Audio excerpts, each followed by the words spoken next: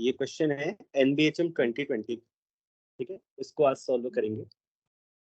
Question क्या कहता है, let A be an arbitrary 5x5 matrix row equivalent to the following matrix. Okay, ये matrix दी है, बोला है कि A आपकी रो इक्विवेलेंट टू दिस है, इसका मतलब है ये मैट्रिक्स को एलिमेंट्री ट्रांसफॉर्मेशन लगाकर लाया जा सकता है A में से। ओके, लाया गया है ऐसा समझिए। Two matrices are row equivalent if they have same row space.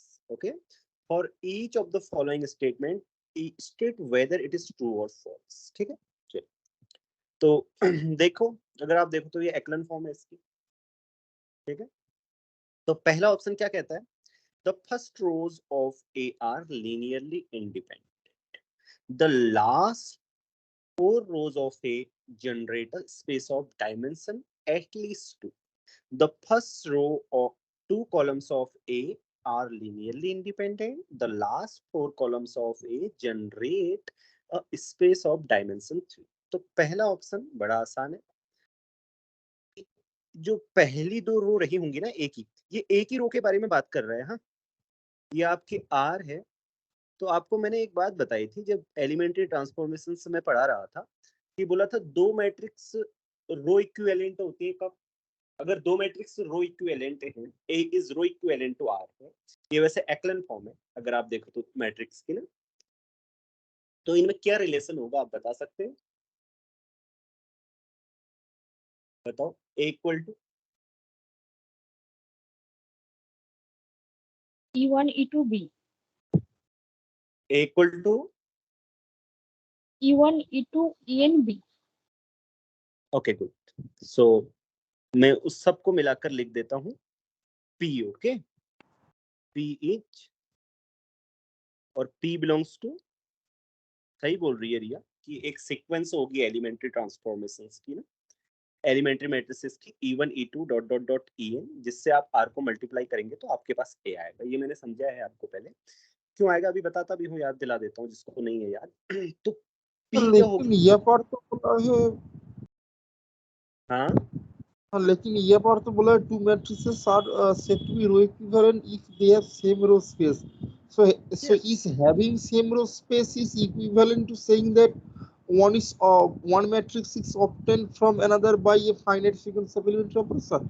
Are the yes definitions substituted? yes because these are Oh. just obtained by subtracting rows। I mean जो आप घटाना वगैरह करते हो ना, जैसे आपके पास वो किसके एलिमेंट होते हैं, जैसे आपने R2 माइनस R1 किया, R2 माइनस R1 किसका एलिमेंट है, स्पान का है ना, सारी रोज के एक दूसरे से ऑब्टेन तो किए जा सकते हैं। लेकिन सर कॉन्वर्स implication कैसे प्रूव करा? I mean if one is obtained from other via elementary row operation, we know that elementary row operation preserves row space as well as null space. But if the two matrices have the same row space, then how to conclude that one is obtained from via elementary operation? I mean what does the converse? हाँ, ये A है आपके पास और ये B है आपके पास, ठीक है, इनका सेम रो स्पेस है। जैसे मान लो मैं तीन रो ले रहा हूँ केवल आपको समझाने के लिए, R1 R2 R3, और इसकी रोज है B1 B2 B3, ठीक है। ये इन दोनों का रो स्पेस सेम है, ठीक है।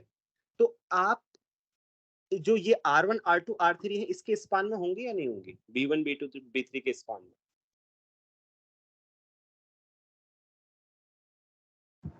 I mean कैसा सर फिर से बोलिए। ये जैसे A और B मैट्रिक्स है, इन दोनों का सेम रो स्पेस है। मैं तीन रो लेके बता रहा हूँ आपको, मान लो 3x3 मैट्रिक्स की है, B1 B2 B3 और R1 R2 R3 same space को स्पान करते हैं, ठीक है, लीनियर स्पान दोनों का सेम है, यही तो हुआ सेम रो स्पेस मींस।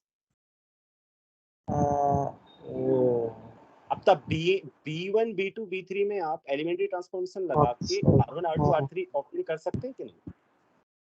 हाँ सो हाँ इस तरह एलिमेंट्री रो ऑपरेशन प्रोड्यूस हो सकता है और उसका कॉरेस्पॉन्डिंग एलिमेंट्री रो मैट्रिक्स भी। हाँ आप समझ गए।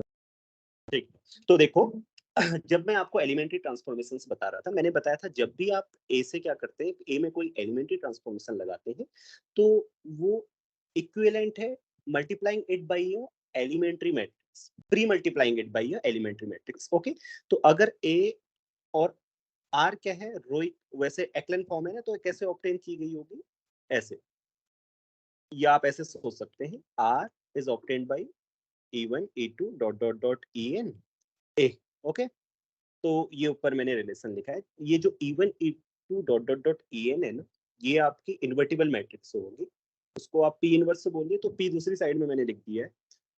ठीक है, यहाँ तक क्लियर है ना?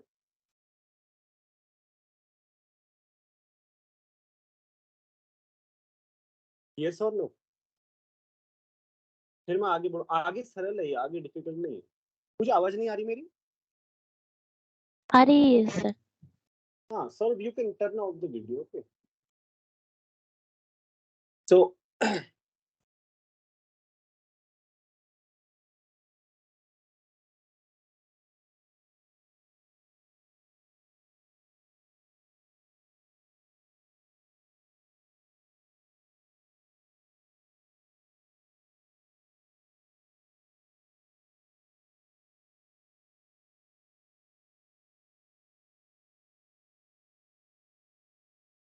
चलो, तो आप देखो यहाँ तक क्लियर है ना सबको?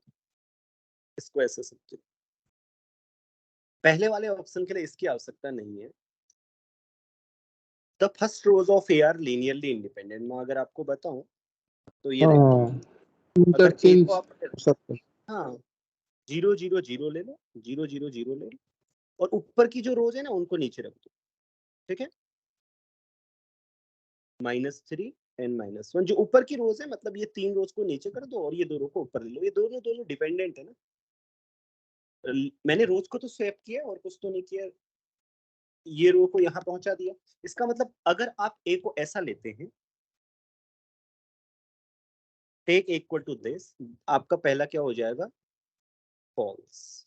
ओके, क्योंकि इसकी जो फर्स्ट 2 रोज हैं वो लीनियरली इंडिपेंडेंट नहीं है। 0 रो हमेशा लीनियरली डिपेंडेंट होती है अपने आप में। Okay, the last 4 rose of A generate a space of dimension at least 2। ये अच्छा ऑप्शन है, लास्ट 4 रोज देखेगा। यहाँ से अगर आप देखें रैंक ऑफ ए आप बता सकते हैं, क्योंकि एक्लन फॉर्म है ना, रैंक ऑफ ए कितनी है, 3 है। तो A has 3 linearly independent rows. Okay, independent rows। अब देखें, अगर आप ए की लास्ट 4 रोज लेंगे, ये ए मैट्रिक्स है आपके पास, R1 R2 R3 R4 R5। आप इन लास्ट 4 रोज को ले रहे हैं। ठीक है, इससे क्या कर रहे हैं, स्पान कर रहे हैं, इसका मतलब हाँ, 2 W और is 3 हो। R2 R3 R4 R5। Okay, last 5 रोज। अब इन लास्ट 4 रोज में ना कम से कम 2 रोज तो लीनियरली इंडिपेंडेंट होंगे, होंगे या नहीं? एटलीस्ट 2 रोज लीनियरली इंडिपेंडेंट होनी चाहिए। ऐसा तो नहीं होगा ना कि इनमें केवल एक लीनियरली इंडिपेंडेंट वेक्टर है। फिर अगर आप R1 को इसमें मिलाएंगे, तब ज्यादा से ज्यादा आपके पास 2 लीनियरली इंडिपेंडेंट वेक्टर हो पाएंगे। ऐसा तो नहीं है ना कि 3 हो जाएंगे, बट हमें पता है कि ए की रैंक 3 है, तो इसके पास 3 लीनियरली इंडिपेंडेंट रोज हैं, इसलिए इसमें कम से कम 2 लीनियरली इंडिपेंडेंट रोज होनी चाहिए। तो इसका मतलब 2 लीनियरली इंडिपेंडेंट रोज होगी तो इसका डायमेंशन कितना होगा, dimension W mean equal to at least 2। Okay, 3 भी हो सकता है, क्या पता 3 की 3 लीनियरली इंडिपेंडेंट रो हो सी, है ना? तो इसलिए दूसरा वाला ट्रू है आपका। अब आता है तीसरा वाला, first 2 columns of A R linearly independent.